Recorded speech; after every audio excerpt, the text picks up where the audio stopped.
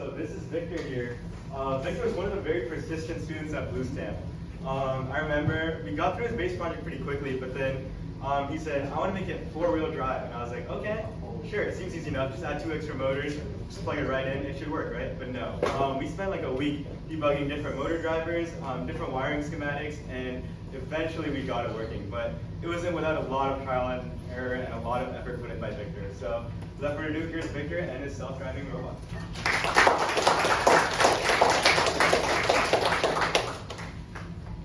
Hi, my name is Victor, and I am an incoming sophomore here at Stratford Preparatory Blackburn. So for my project, I am doing the self-driving car.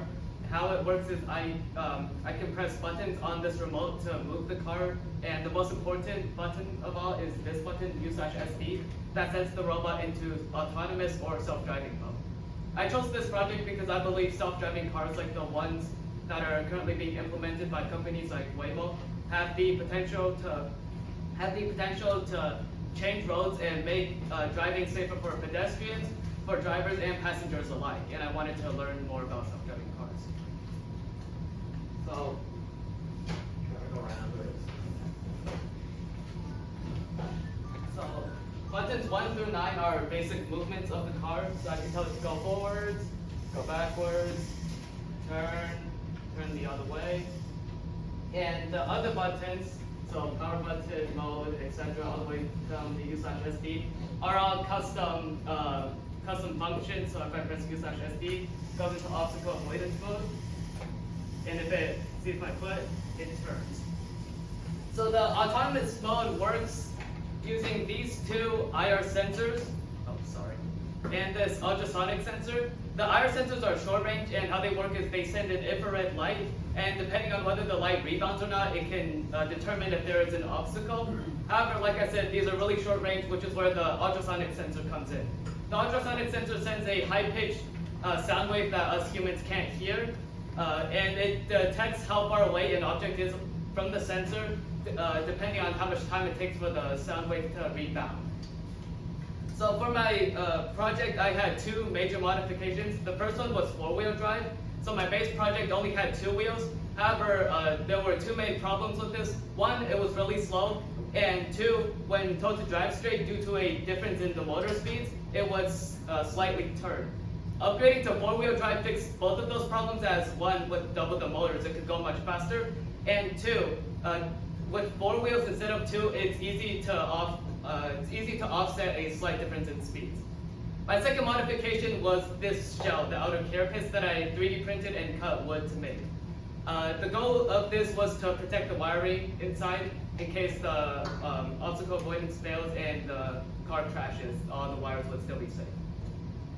The first part of my project, the original base 2-wheel drive, went along really smoothly. However, upgrading to 4-wheel drive was more difficult due to 2 major problems. The first one being with the motor drivers, and the second one with the IR remote.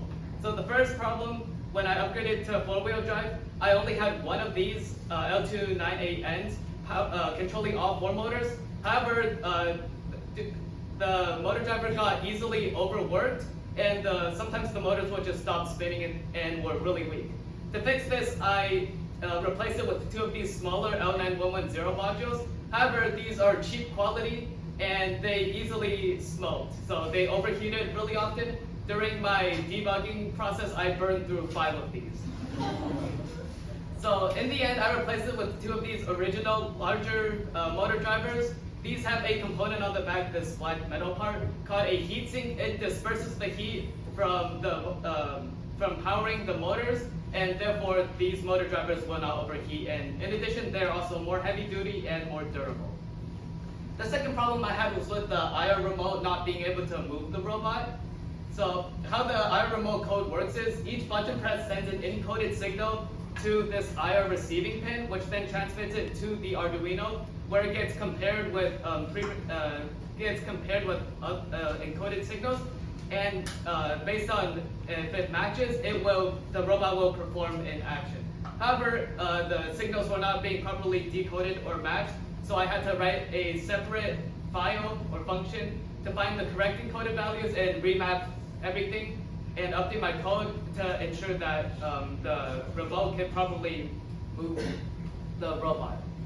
So during my journey at Bluestamp, I first learned about the basics of electrical engineering, including soldering and circuitry. These helped me finish my starter project and advance to more complicated things such as the Arduino and its components, which served as the basis for my self-driving or remote-controlled car. However, most importantly, the major lesson I learned from this camp was problem-solving skills. For hardware, I learned to isolate and check each individual part before taking apart the whole robot, which unfortunately I did once. Wasted a lot of time on that. And for coding, I learned that typos and basic logic errors are really easy to skim over. So when looking through your code, you have to be very, very, very careful. And that's it. Thank you.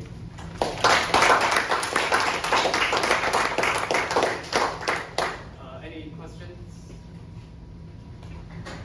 So I think the ultrasonic sensor you mentioned, it recognizes the distance of obstacles. So why isn't it enough to just do self-driving with ultrasonic? I guess what's different about the IR or the extra sensors? The extra sensors. So I have separate code where so I have two IR sensors, right? If the left one gets plugged, then it goes backwards, but it turns in a certain way to avoid it. And same with the right one. So if it detects an obstacle on the right, it backs up and then turns left. And if it detects an obstacle on the left, it backs up and turns right. Anyone? What if there's a new obstacle when you're turning back? Like when you detect the obstacle on the right and you're turning back, what if there's a new obstacle on the back side? That's what I plan on doing for next step. I plan on adding another ultrasonic module on the back. So in case that the robot is stuck in an enclosed space, when backing up, the other ultrasonic sensor would catch that there was an obstacle behind and it would stop the robot from moving. I have not implemented that yet, but I plan